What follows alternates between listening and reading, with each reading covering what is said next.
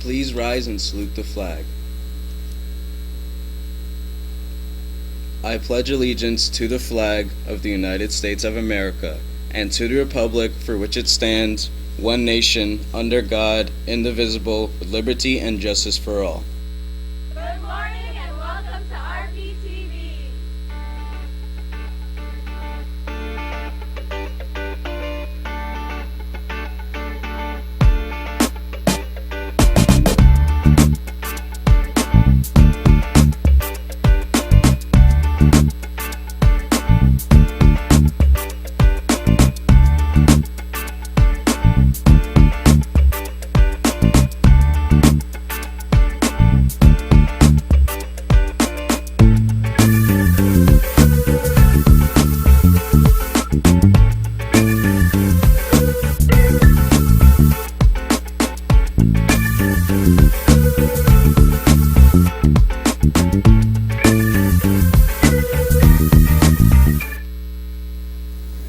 Good morning and welcome to RPtv. Today is Wednesday, February 19th, 2020.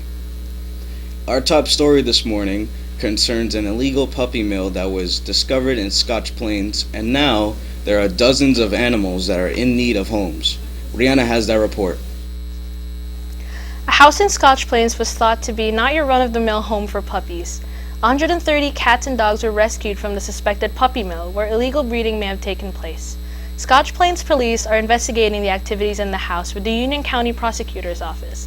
The presence of dog cages in front of the home alerted investigators Tuesday morning, and no one answered the door when an NJ Advanced Media reporter rang the doorbell. Criminal charges are being taken care of, and as of now, the animals are in need of a home. Plainfield Area Humane Society Director Elijah Bryce Middleton said his shelter alone seized 42 animals, including 3 dozen dogs. 11 other shelters collected animals as well. We thank both the Scotch Plains Police Department and the approximately dozen shelters for helping us get these animals safely, the prosecutor's office told NJ Advanced Media. It is unsure if the animals are all full-bred. Chihuahuas, Pomeranians, Pekingese, Golden Retrievers, and more were picked up. All the animals are given veterinary care, behavioral evaluations, and required shots, and individuals interested in adopting the animals are encouraged to visit the facility located at 75 Rock Avenue in Plainfield. It may sound surprising, but the city of Rahway has been quietly and dramatically changing over the last decade, and it could become a major destination for art and entertainment. Kelly has that story. Artists and business owners are just the type of people Rahway was looking to attract to change its downtown and its image, according to Amy Garcia Phillips, the managing director of the Rahway Arts and Business Partnership. Rahway, she said, has spent the last 20 years working to fill its streets with art, music, comedy, and theater in the hopes that they would spur the additional development throughout the Union County area. In the past few years, Garcia Phillips says its ramped-up efforts are paying off. Dance companies practice in the town, and galleries have art installations. There are music nights and poetry slams. Local residents help spruce up the patio, a previously empty, neglected public space, and now use it for community events. Art galleries host film screenings and open mic nights. Garcia Phillips estimates there are about 30 businesses opening a year since 2017. It's a process. It takes time, she said.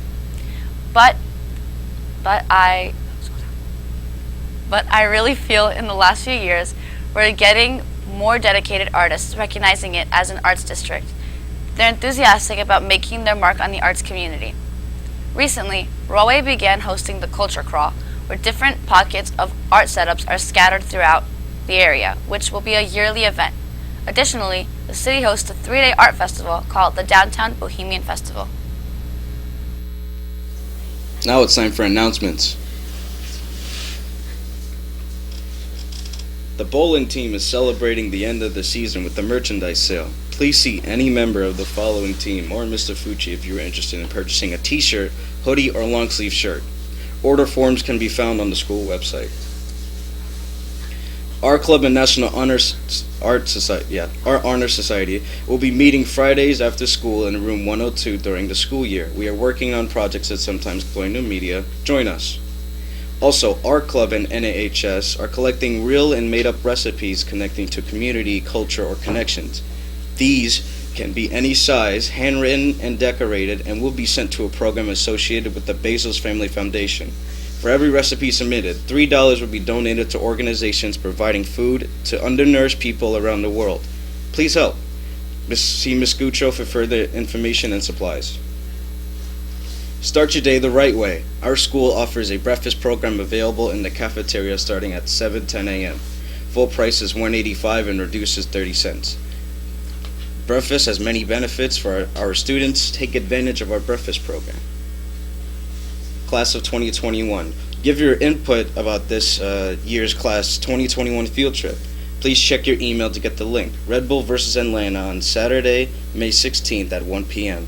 We will depart from the high school at 11 a.m. and we need a minimum of 25 participants to run the trip, and we need a commitment so we do not lose our deposit. The cost is $25 per person. If you have any questions, please see Ms. Hernandez and Mrs. Kowalski. Parents and students are invited to attend a college planning night scheduled for Thursday, February 20th at 7 p.m. in the cafeteria. The presentation will cover this college search and application process. This event is open to all RPHS families, however. Junior students and parents are highly encouraged to attend. The winter sports season is winding down, so make sure you get out to support our teams. Today after school, the boys basketball team plays at home against Belvedere. Yeah. The varsity starts at 4:15 and JV follows at 5:45. Our final story this morning takes us back to Scotch Plains, but this time the focus is on a simple but important story involving African American history in New Jersey. Rihanna has the details. What is now a country club located in Scotch Plains was once known to be the center of African American society. A year after its opening in 1921, there were 200 members that belonged to the Shady Rest Golf and Country Club, and is considered to be the first African American owned and operated country club in the United States. It was the place to be, said Sylvia Hicks, chair of the Preserve Shady Rest Committee. There was no place for a black man or woman to go to play golf or play tennis. This country club gave African Americans a place to come together and build a setting of welcoming for themselves. People traveled from cities and towns such as Newark, Montclair, Summit, Elizabeth, and even as far as New York. At Shady Rest, they gathered for high-level tennis, and there were golf tournaments organized by the United States Colored Golf Association. In recent years, there has been a preservative committee that has served the goal of resurrecting a forgotten history and get Shady Rest listed on the National Register of Historic Places. Stay tuned, we'll be right back.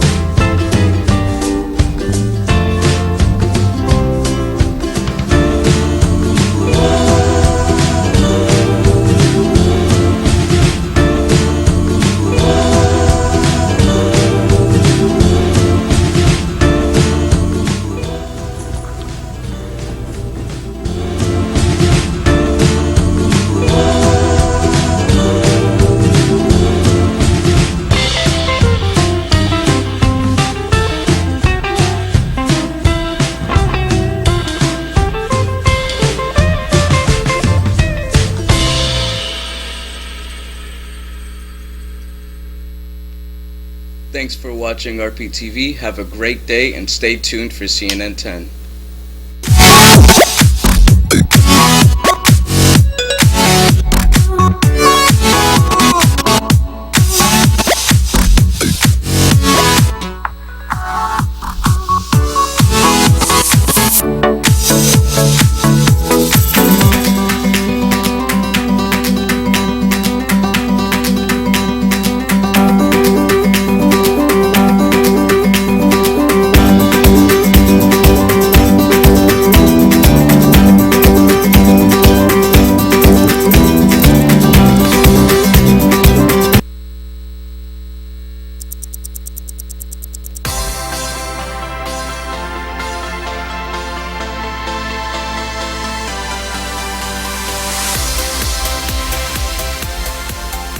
Here to deliver your Wednesday edition of CNN 10, I'm Carl Azus. Hope things are going well for you.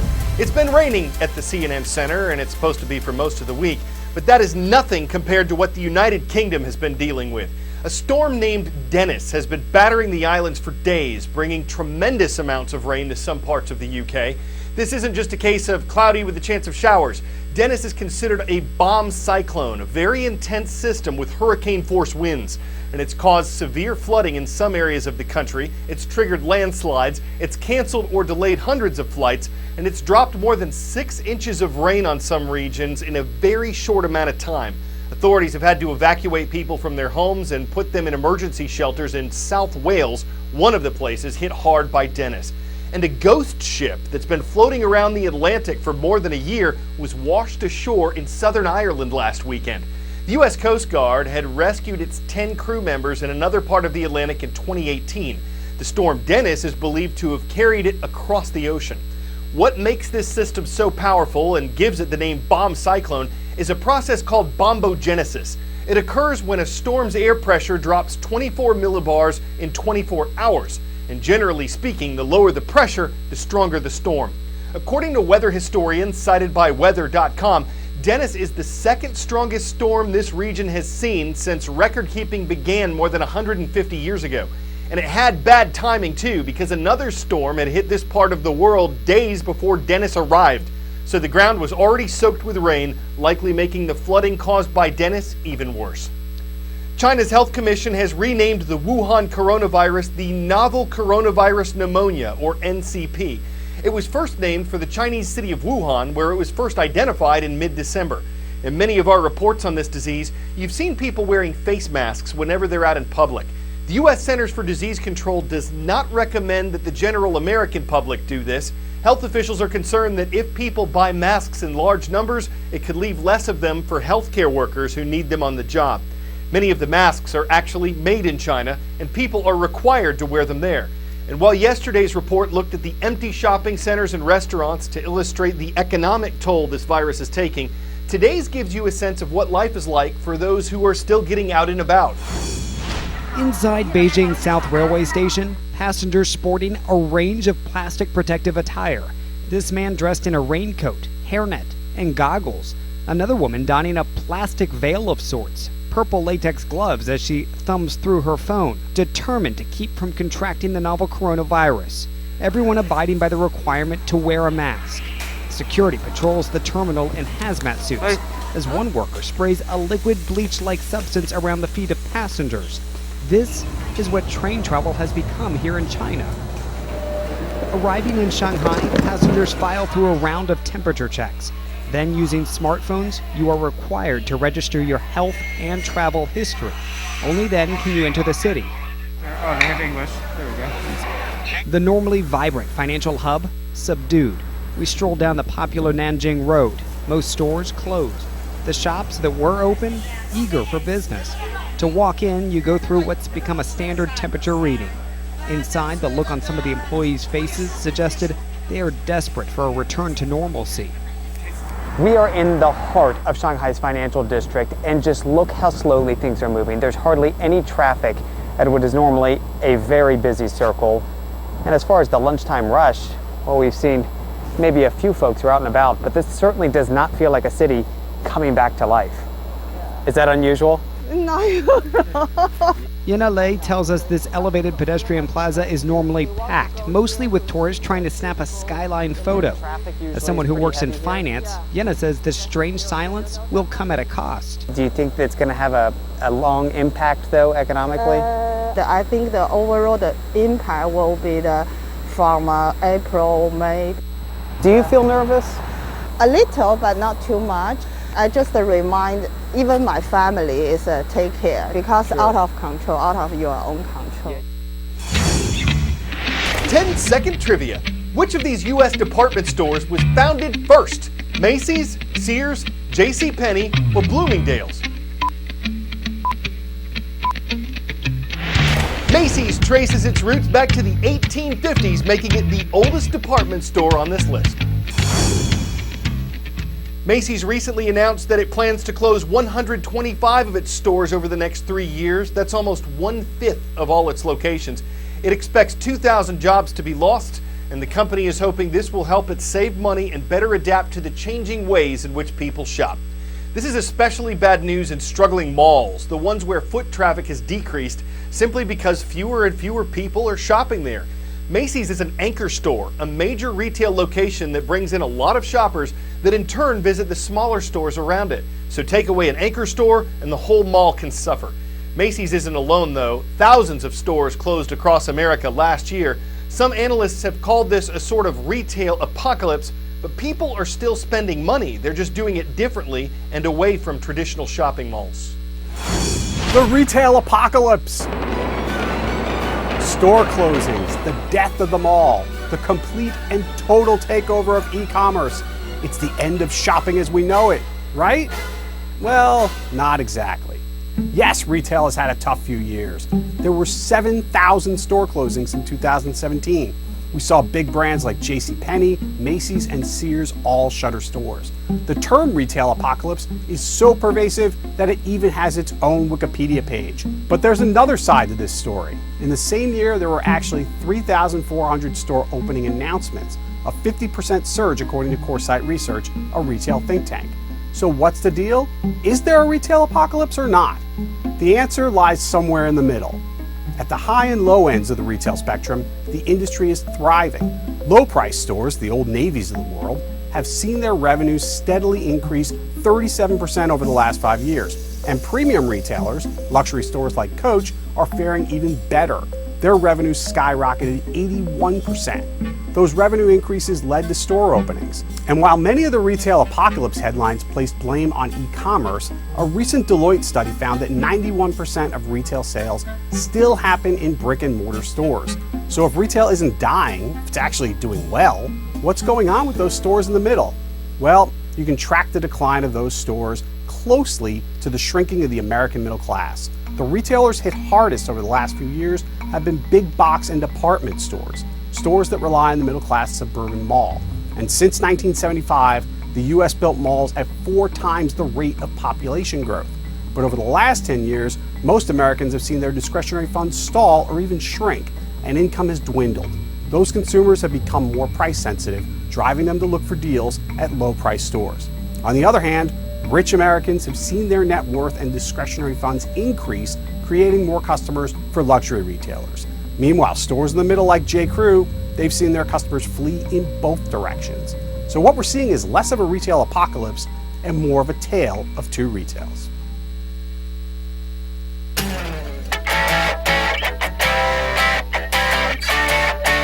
For 10 out of 10, this is about as close as a fan can get to actually seeing what a race car driver sees. It's called driver's eye. It's a little blurry and a lot of shaky, but it's live. And because it's mounted inside the lining of drivers' helmets, it shows you exactly what direction they're looking in. The new technology was introduced in Formula E racing, and race organizers hope it'll increase fan engagement in the sport. Not everyone will like the aerodynamics. Some will want to make a pit stop if the driver's eye view brings a third dimension of motion sickness. But assuming they can keep their brake balance, they'll chassis the race from a whole new pole position without needing a headrest, and that could be the spark that leaves fans on the edge of their single seat. I want to give a big shout out to our friends in Scotch Plains, New Jersey. That's where you'll find the Academy for Performing Arts, who's watching today. That's also where people are subscribing and commenting on our new YouTube channel. We hope you will do that too. I'm Carl Azus for CNN.